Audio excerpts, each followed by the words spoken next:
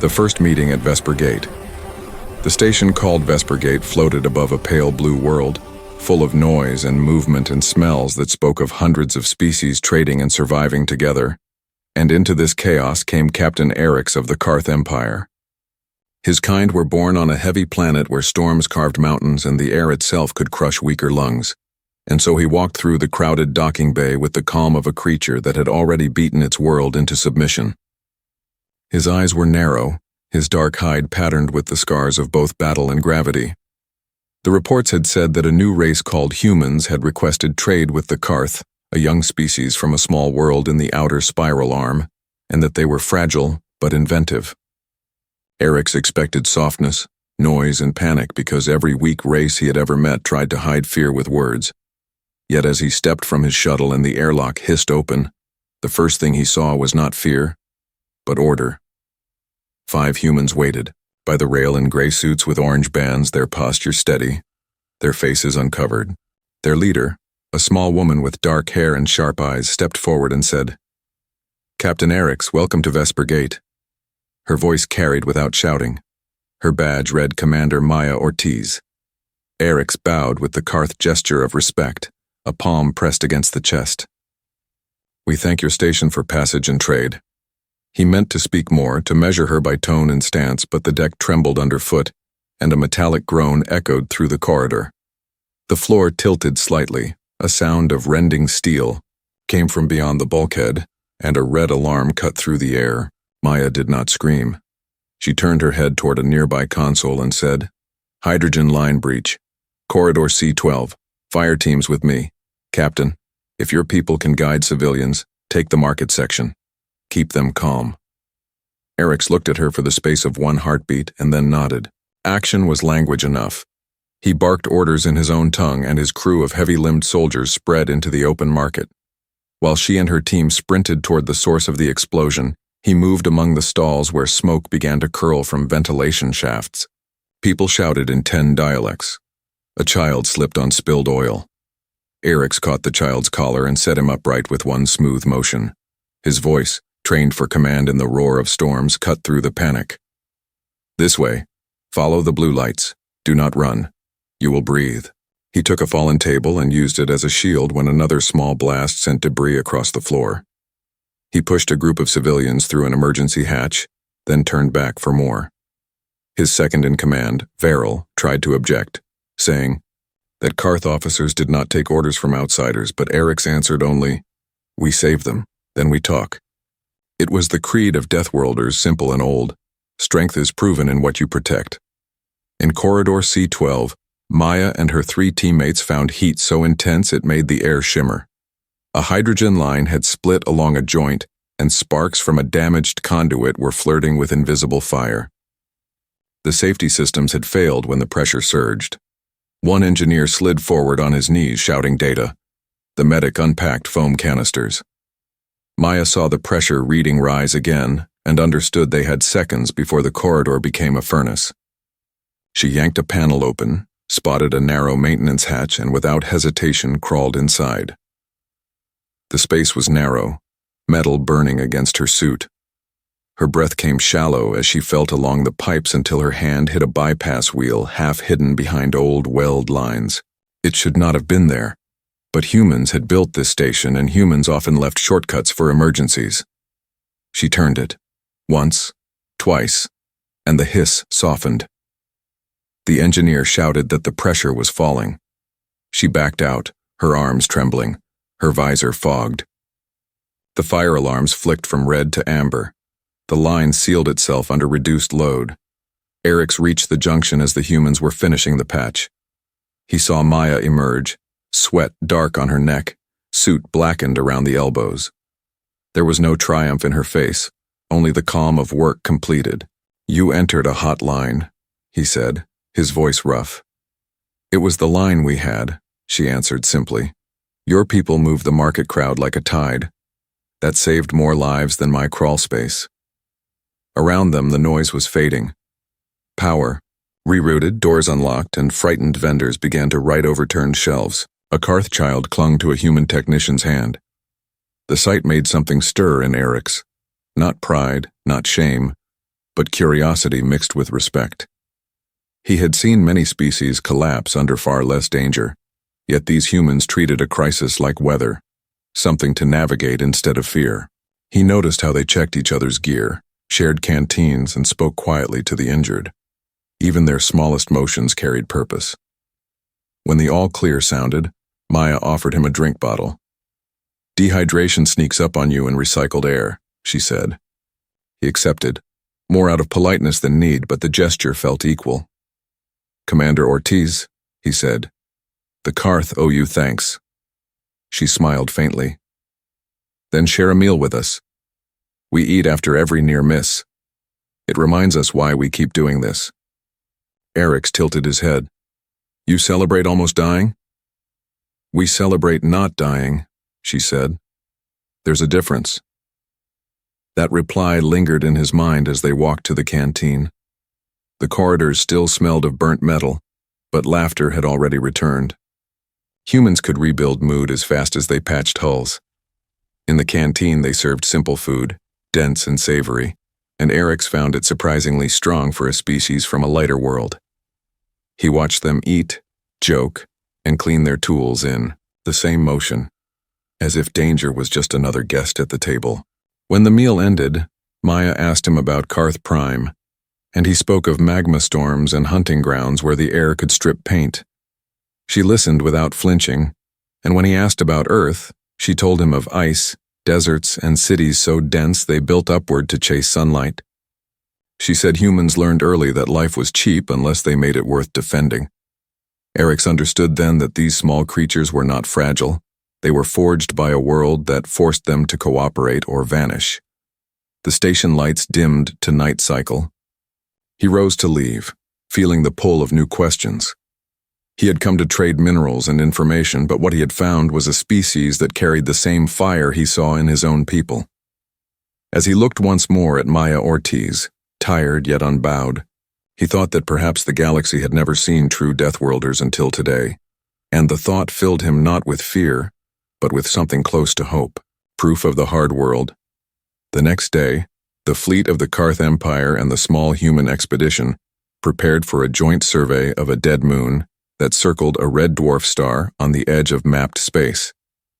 The moon was rich in volatile minerals that promised both danger and profit. The Karth scientists called it Kiro 7 and warned that its surface wind carried particles sharp enough to cut through most suits in hours, and its temperature swings could shatter alloy if one did not measure. The sun's angle every few minutes, Captain Eric saw this as a test of strength and endurance. He expected that the humans would request drones and remote scans first because no soft species would walk into such a place unshielded.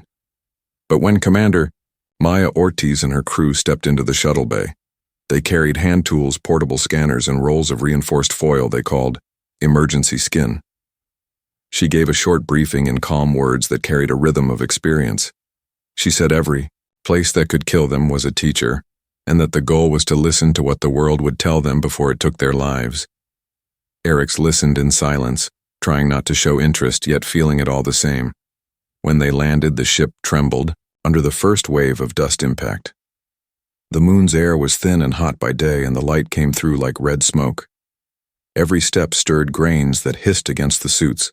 Eric's led his Karth soldiers out first to set a perimeter. His steps left deep tracks and his armor plates glowed faintly from friction heat. The humans followed without hesitation. Their movements were slower but precise. They spoke to each other in short, clipped phrases that sounded almost musical in rhythm. Eric's watched one of them drive a metal rod into the ground and attach a sensor. Another dug a trench for cables. The third set a small shelter frame and began unfolding the foil sheet that would become a barrier against dust and heat. The storm came sooner than forecast. The horizon darkened and the red light turned brown. The fine dust began to climb in twisting pillars.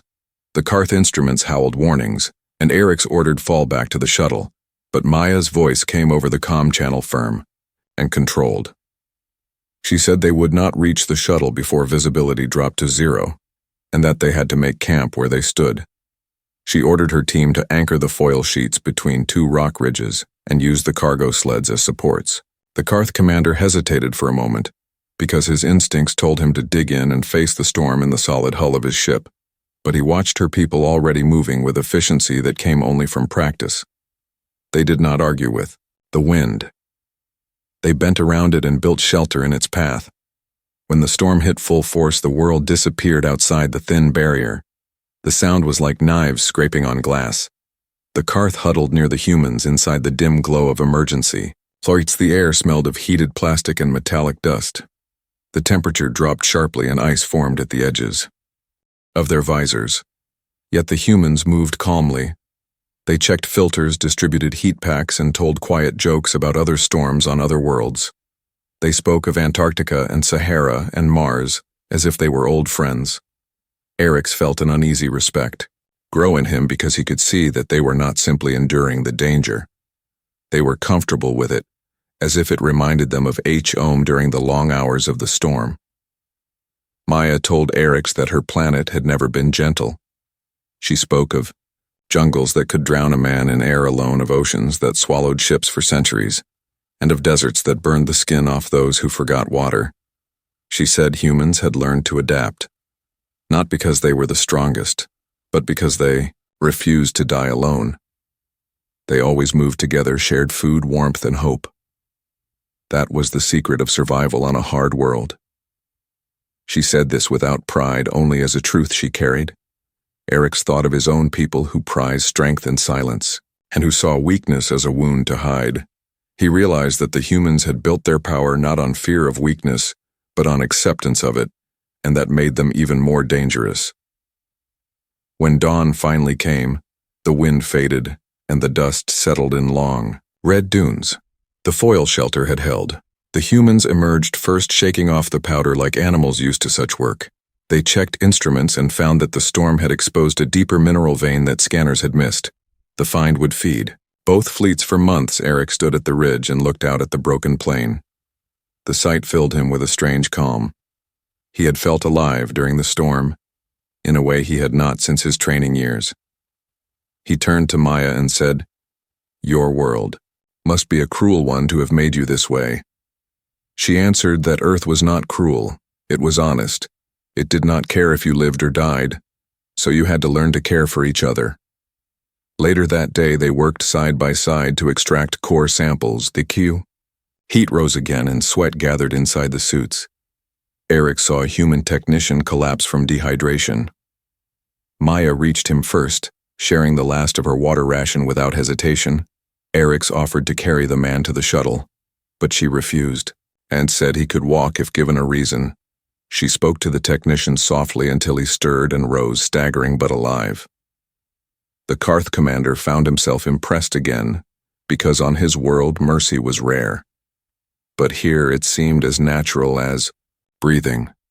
When they returned to the ship, the Karth crew spoke in low voices about the humans. Some said they were reckless. Some said they were lucky. Eric said they were neither. He told them that the humans had shown something that strength alone could not match. They had shown will shaped by kindness, a combination that could bend storms and outlast death. When Maya came to report later that night, she found Eric's looking at the storm through the viewing window. He asked if she ever feared dying on these worlds. She smiled a little and said, "Everyone fears dying, but fear keeps you awake, and awake is good in places like this." Before leaving orbit, they marked the site together and left a small beacon carrying the symbols of both their species.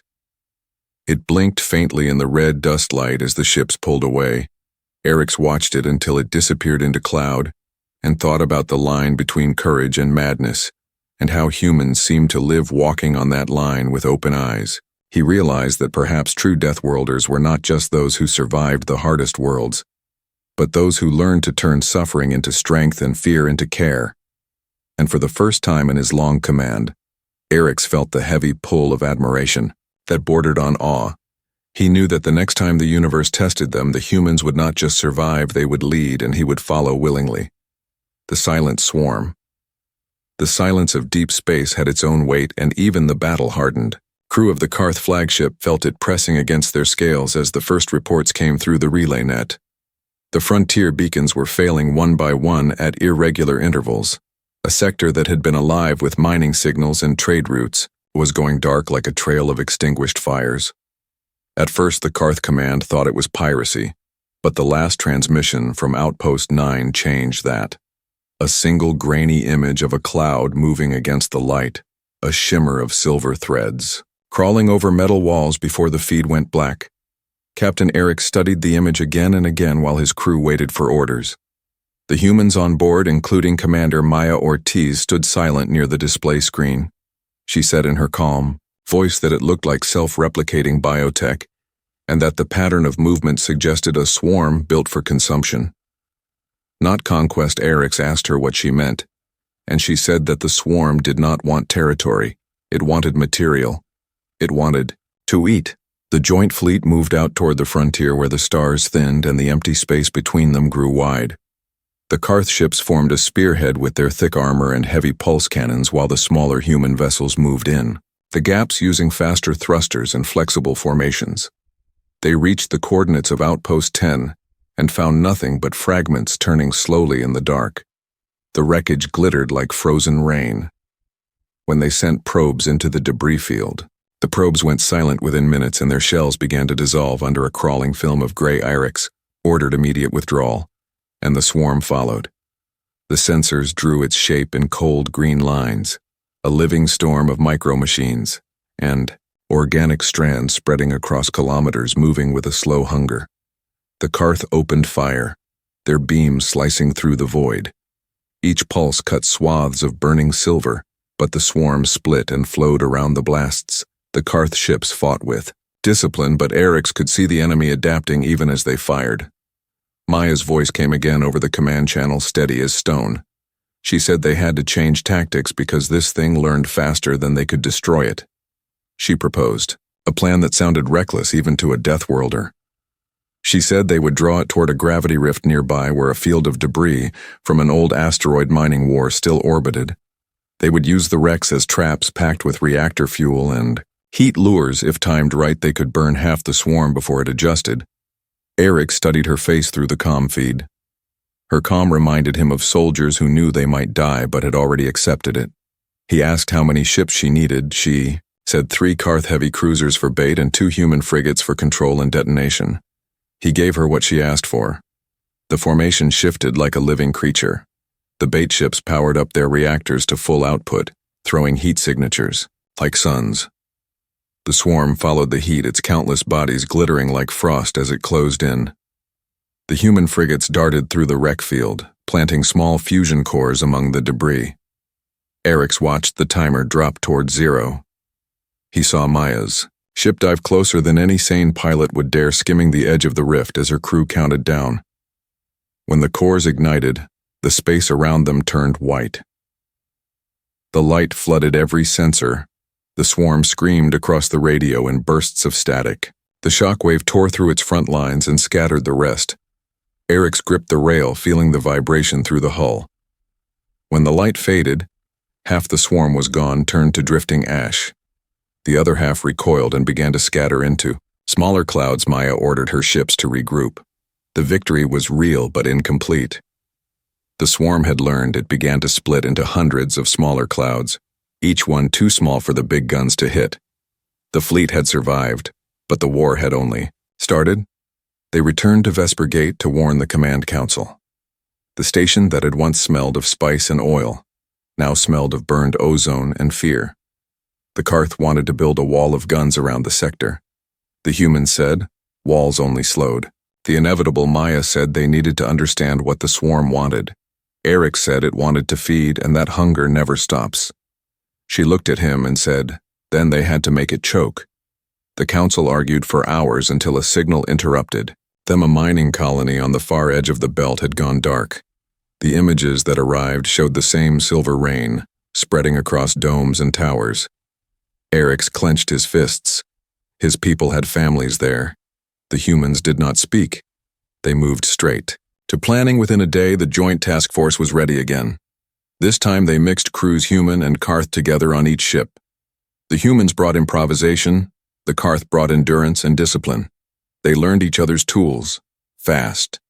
Maya's Engineers adapted Karth pulse weapons to cycle faster by rerouting coolant through spare conduits. Eric's gunners taught the humans how to aim by feel when sensors failed. The shared work turned suspicion into trust. For the first time, Eric's saw his crew laugh beside humans in the same mess hall trading stories of storms and scars.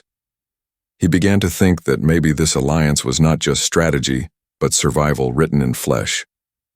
When they reached the colony, they found the swarm already, building something huge in orbit, a tangled structure of metal bones and living cables reaching toward the planet. Eric's felt a deep chill. It was not just feeding, it was growing a nest, Maya said. If that thing reached maturity, it could produce thousands, more like it. They had one chance. She suggested turning the colony's own power grid into a weapon by overloading the geothermal vents below the surface to create a chain reaction that would melt the swarm's base. Eric's looked at the map and said it would destroy the colony and every living thing left there. She answered quietly that everyone down there was already gone. The order came to proceed. The fleet descended into the upper atmosphere. The sky was filled with silver filaments falling like rain. The hulls of the ships hissed as the nanites tried to eat through them. Maya's ship led the dive straight toward the colony's core. Eric's followed close behind. His gunners fired until their barrels glowed. The vents began to glow red as the overload reached its peak. Maya's voice counted down again. Her ship was still inside the blast radius. Eric shouted for her to pull out, but the transmission broke under static. The planet split open with light. The explosion rose like a sunrise made of fire. For a long moment there was only silence. Then the scanners showed the swarm scattering, broken into inert dust.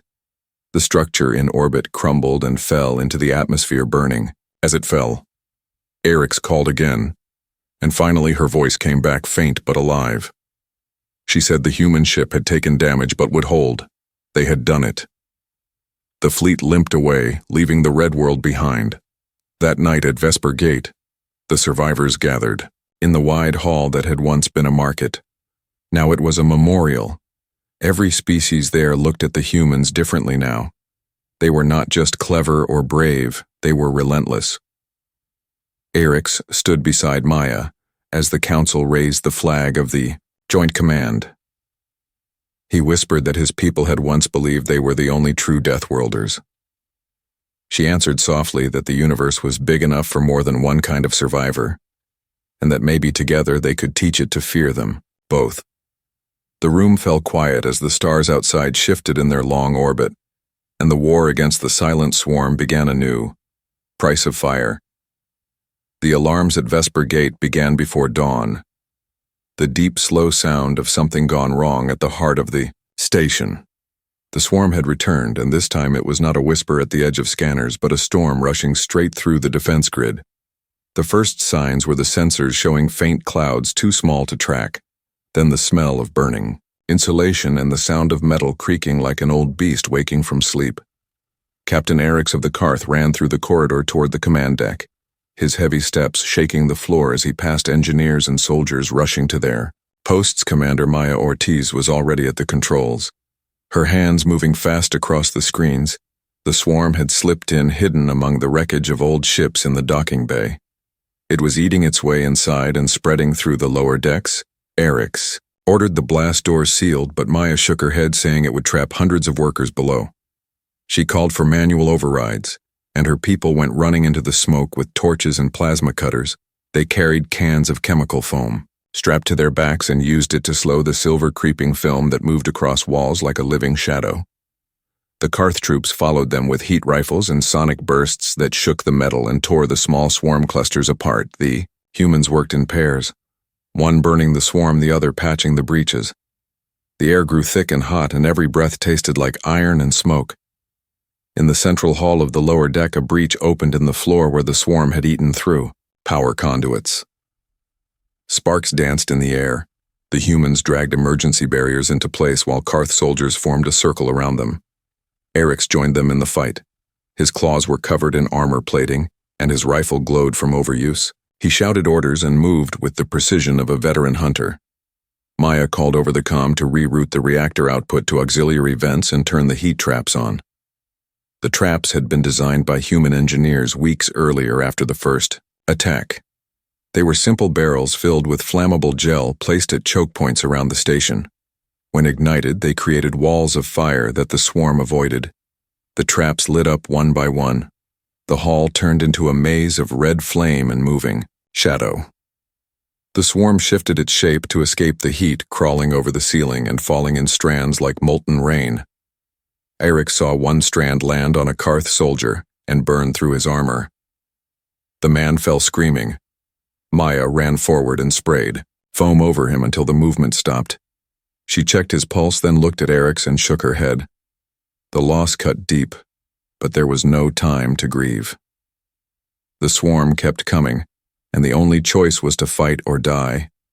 Hours passed and the fire spread. Across the decks, the humans and Karth fought side by side, their voices merging into one rhythm of survival. Eric's noticed how the humans moved not with fear, but with purpose, even as they lost comrades. One young engineer named Liam stayed behind, in a corridor to seal a vent line when a wave of swarm matter broke through. He managed to close the valve, but the surge of heat trapped him inside. He spoke over the comm, his voice calm, telling Maya that the seal was holding. She told him to run, but he said there was no space to run to. He thanked her for the chance to serve, and then the line went silent.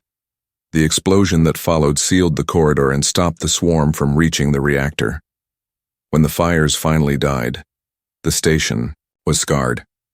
The walls were blackened, the air thick with dust and the floors slick with melted metal. They had saved the reactor and most of the civilians, but hundreds were gone. Maya stood in the medical bay watching over the injured. Her face was pale with exhaustion, but her voice was steady as she directed care teams. Eric's entered and stood beside her, without speaking for a long time. He had seen battlefields before, but nothing like this. Not in the void. Not on his homeworld. This was not war, it was survival against something that did not sleep or think, only consume. He asked her how she could keep calm when everything around them fell apart.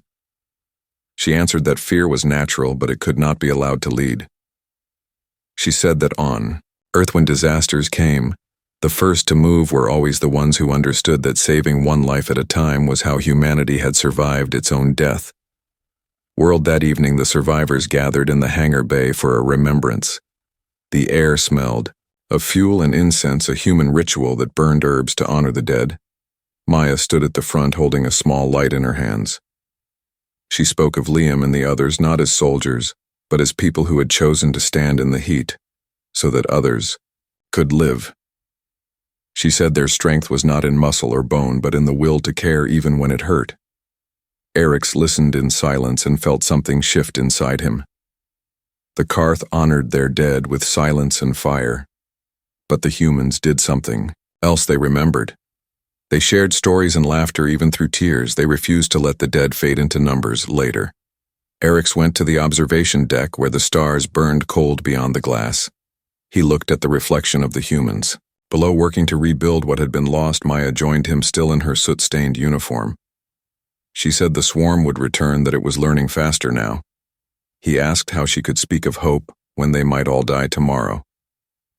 She said hope was not a promise, it was a choice, and that humans had learned long ago that the only way to survive a cruel universe was to make that choice every day.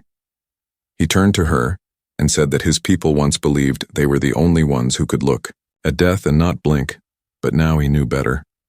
She smiled faintly and said, maybe they were just meeting family. They had never known. As the station entered night cycle, the fires outside burned low. The swarm fragments drifting in orbit glowed like embers before fading into dark. The Karth ships patrolled in silence, their hulls marked with the scars of battle.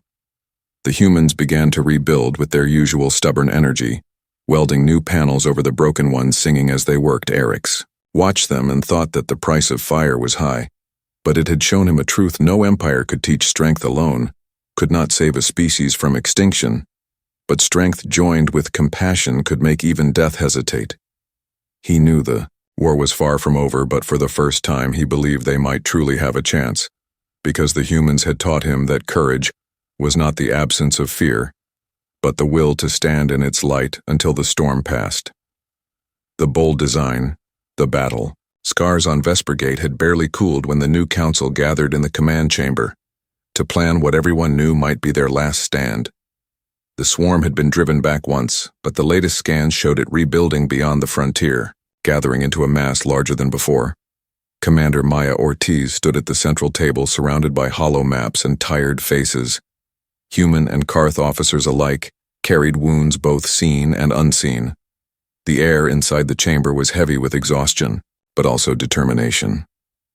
Maya began to speak, her voice clear and direct, saying that they could not wait for the swarm to come again, because every day it grew stronger and learned faster. She proposed something no one expected, a plan to end the threat, not just delay it. She called it Operation Glass Storm, Captain. Eric's listened from the far end of the table, his heavy arms folded, and his eyes fixed on the red glow of the hologram. The plan was simple in theory, but brutal in execution. Maya wanted to lure the swarm to a storm world near the edge of the Perseus Rift, a planet wrapped in constant lightning and acid rain. Its core was unstable and filled with towers of mineral that conducted massive energy flows. She believed if they could bait the swarm into landing on those fields, they could trigger a chain reaction that would burn the planet's crust and starve the swarm at its root. She said they would need to plant energy amplifiers across the storm belt and set them to overload. Together, the explosion would be vast enough to glass the entire valley. The problem was timing a second too late, and the fleet would be caught in the blast a second too soon, and the swarm would survive. The council erupted in argument. The Karth commander said it was madness to risk so many lives on one strike. The humans argued that doing nothing would be worse. Maya stood silent for a moment, then told them she had already lost too many to fight. Small wars. She said that courage meant more than holding a line. It meant ending the threat, even if it cost everything. Her words hung in the air like fire. Eric's rose and asked her how she planned to control the sequence. She said she would lead the deployment herself and stay until the final signal. Eric's felt his stomach tighten. He told her that no commander should die with their plan. She looked at him and said every commander dies with their plan one way or another. The silence that followed was heavy as stone. Over the next days, the humans and Karth worked side by side, preparing ship's tools and weapons. The engineers built the amplifiers using scavenged reactors from the wrecked freighters and pieces of swarm tech captured. From previous battles, the devices glowed with unstable light and gave off a low hum that made the air vibrate. The Karth soldiers painted their armor with streaks of black ash, a sign of oath taking in their culture, meaning no retreat. The humans wore simple bands of metal engraved with the names of the dead. Eric's moved through the hangars, inspecting the preparations his people had learned to respect the humans. But now he saw something deeper, a shared rhythm forged in hardship. They no longer spoke of alliance but of brotherhood. One night while the crews rested, Maya and Eric's met in the observation bay. The stars reflected in the glass made their faces pale. She told him about the storms on Earth where lightning could split trees in half and fires could sweep across continents. She said the plan felt familiar because humanity had always lived close to disaster, always one mistake from extinction. Eric's told her about the Karth homeworld where the surface trembled and rivers of magma shaped their cities. He said his people had once believed pain made them strong, but now he thought maybe endurance was not about pain. It was about faith in one another. She smiled slightly and said, that was what made humans hard to kill. They never faced death alone. When the fleet reached the storm world, the sight took everyone's breath away. The planet glowed from within as lightning rippled across the clouds, turning the sky white and purple.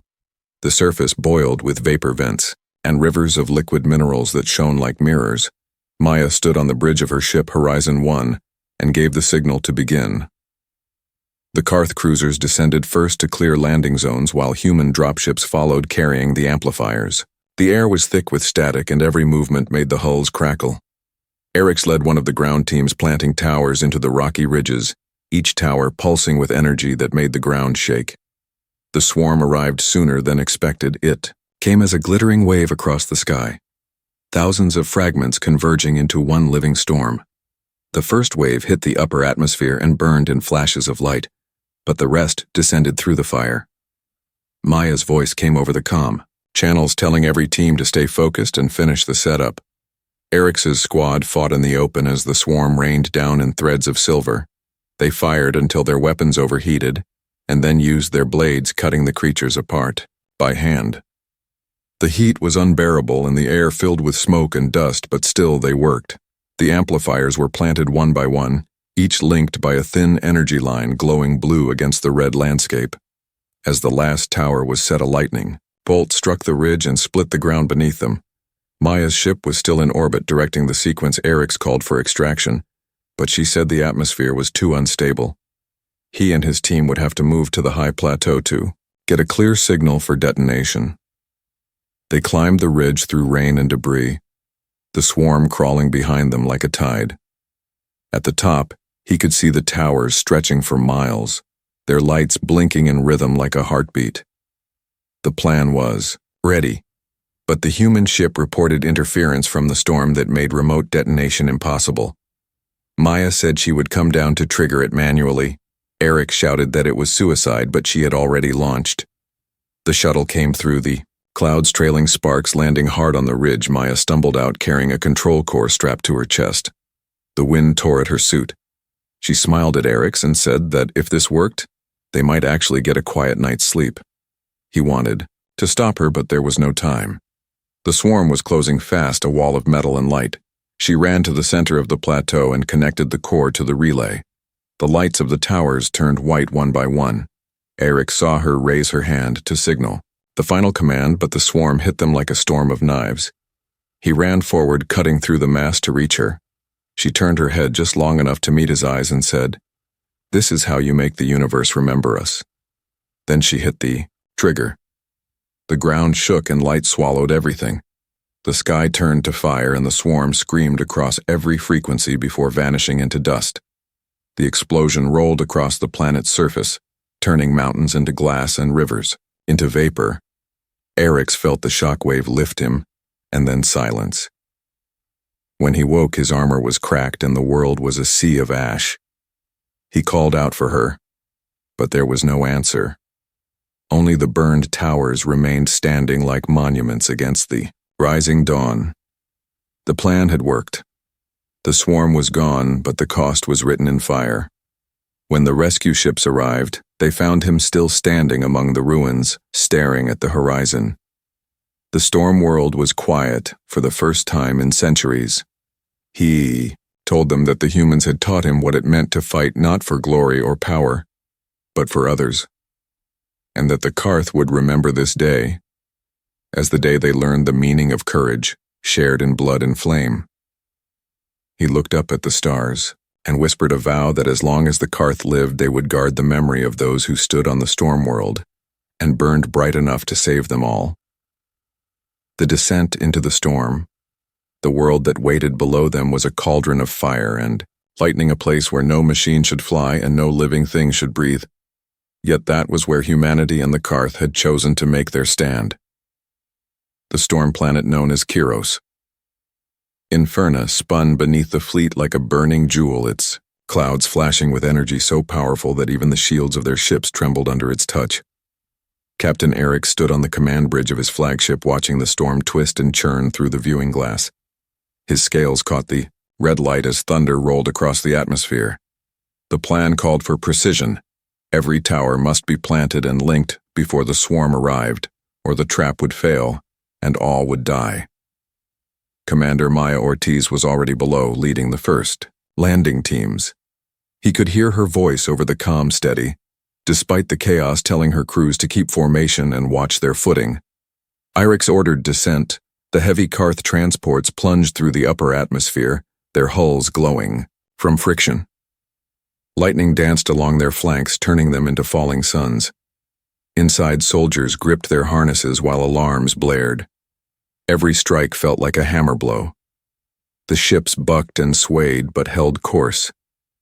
The storm swallowed them whole, and then they were through clouds so thick that daylight turned to blood-red dusk. The landscape below was a nightmare of jagged ridges and glowing rivers of molten mineral. The air shimmered with static and smelled of iron and ozone. The humans had already set up the first outpost, a ring of metal shelters around a beacon tower. Maya stood in the open, her suit streaked with dust and burns, shouting instructions to her team. She waved as the Karth ships landed, and Eric stepped out, into the storm. The ground shook underfoot. The wind tore at them like claws. Maya handed him a data pad showing the network of amplifiers stretching across the valley. Each one pulsed with unstable light, waiting to be linked to the command core. She explained that they needed to place 5 more towers before they could activate the chain reaction. Eric nodded and called his second-in-command, Varel, to assemble 2 squads for escort. They set out across the valley, carrying towers on gravy, sleds that hummed over the rough terrain. The rain came in sheets of acid that hissed on their armor.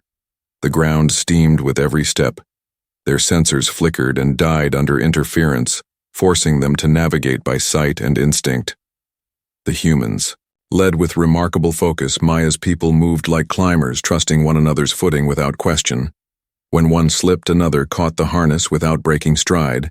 Eric found himself respecting their quiet coordination. There was no shouting, only calm orders and the rhythm of breath against storm. They reached the first site on a ridge overlooking a glowing river and began to anchor the tower. The wind roared so loudly that speech was useless, but their movements spoke. For them, humans and Karth worked side by side, securing clamps, tightening bolts, and wiring conduits. The tower lit up blue against the dark sky when the generator engaged. For a moment it looked beautiful. Then the sensors screamed. The swarm had entered the atmosphere. At first it looked like more lightning. Then the flashes multiplied and began to move against the wind. The swarm poured down like silver rain, spreading across the sky in patterns of living geometry. The ships in orbit reported. Multiple contacts. Eric barked orders to his squad to fall back to defensive positions. The humans deployed portable flamers and sonic emitters, forming a half-circle around the tower. Maya stood in the middle, monitoring power flow. The swarm hit them a moment. Later it came as a glittering fog that ate through metal and flesh alike. The air turned to ash.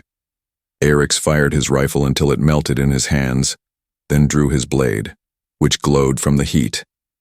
He fought shoulder to shoulder with Maya, each swing, cutting through the swarm like slicing through water. He could feel the sting as fragments clung to his armor, trying to burrow in, but he tore them off and crushed them underfoot. The storm intensified.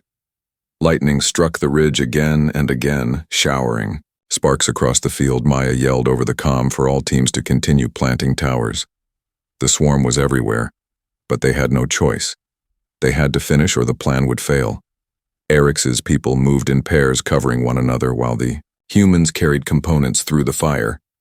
The ground cracked open, sending geysers of vapor into the sky. The last tower was placed, but the energy links were unstable. The storm's magnetic field was distorting the signal. Maya called for the relay ship in orbit to boost the connection, but static drowned the response. She realized they would have to complete the synchronization manually. Eric saw the exhaustion in her eyes, yet also the resolve that would not bend. She told him to take his squad and hold the ridge while she and 2 engineers moved to the relay point. He refused, saying his duty was to stand beside her.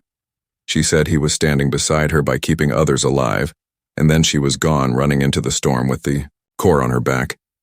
The swarm sensed her movement and followed in a wave of light. Eric roared and led his troops into the path of the enemy, buying her time. The fight became chaos. The sky fell in ribbons of fire. The ground split open beneath them, and molten light spilled upward. A Karth soldier fell screaming into the fissure. Another dragged him back by sheer strength, only to be struck by a bolt of lightning. The heat was unbearable. The smell of burning metal filled the air.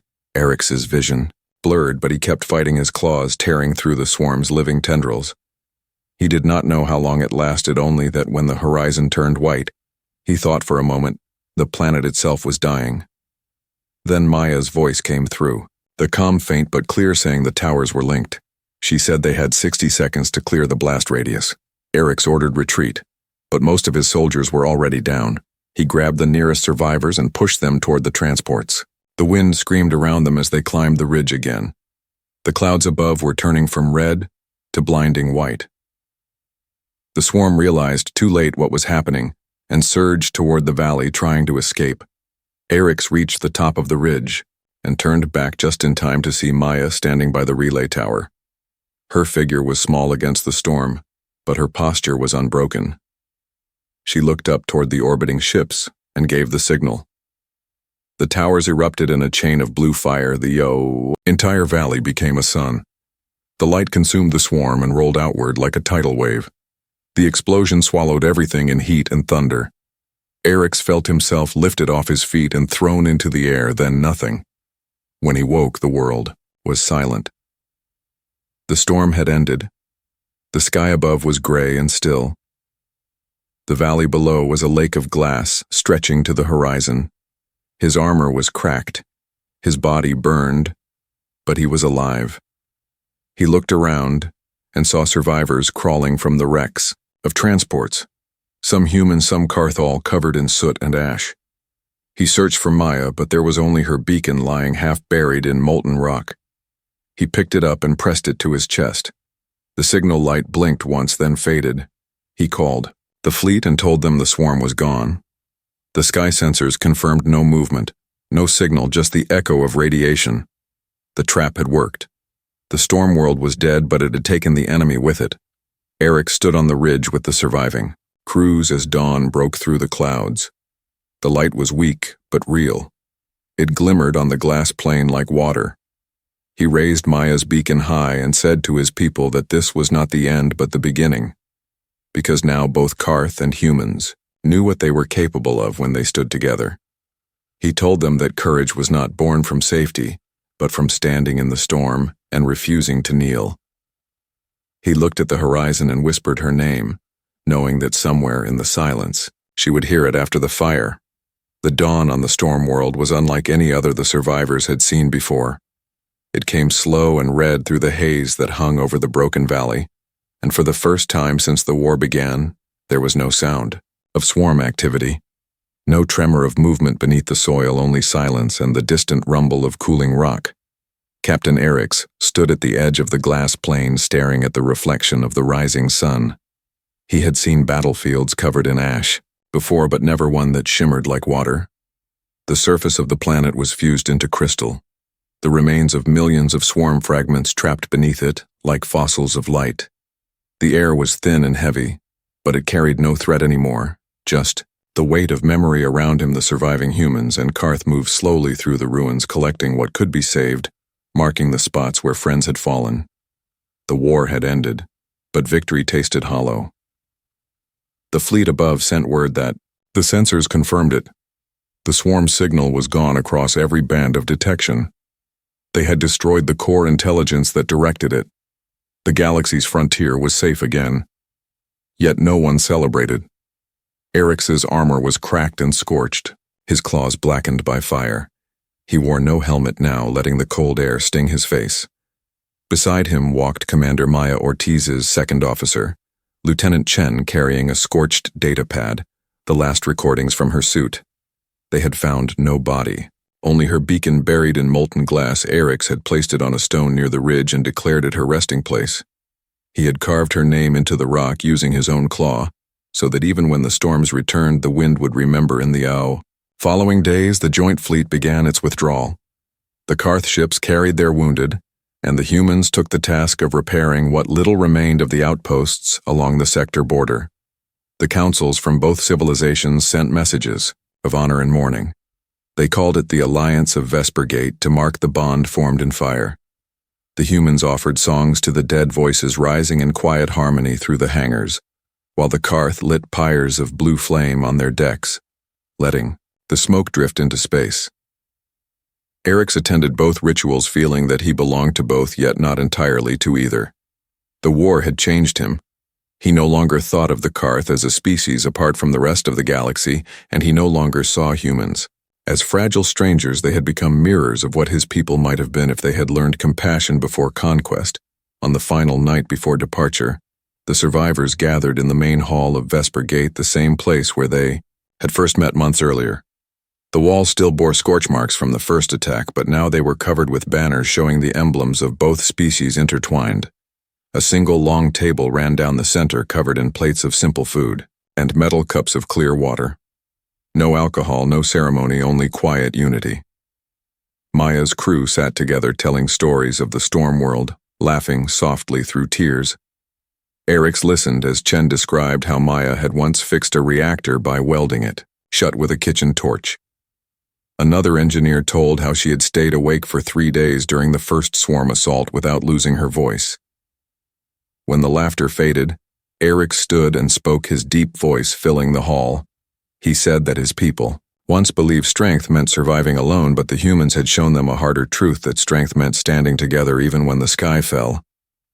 He said the Karth would honor that lesson until the stars themselves went cold when he finished. Chen rose and handed him a small metal disc engraved with the insignia of Maya's ship Horizon 1. She said Maya had ordered it to be given to him if she did not return, because she believed the Alliance needed a voice from both species. Eric's closed his fist around the disc and nodded. His eyes glowed faintly with reflection from the overhead lights.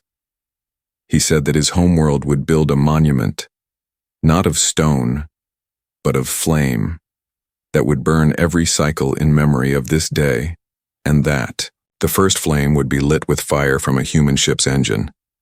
The humans applauded quietly, and for a brief moment the hall felt warm, despite the void outside.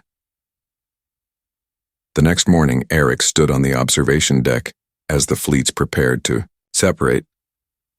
He watched the human ships rise one by one, their engines trailing silver light through the station's shadow.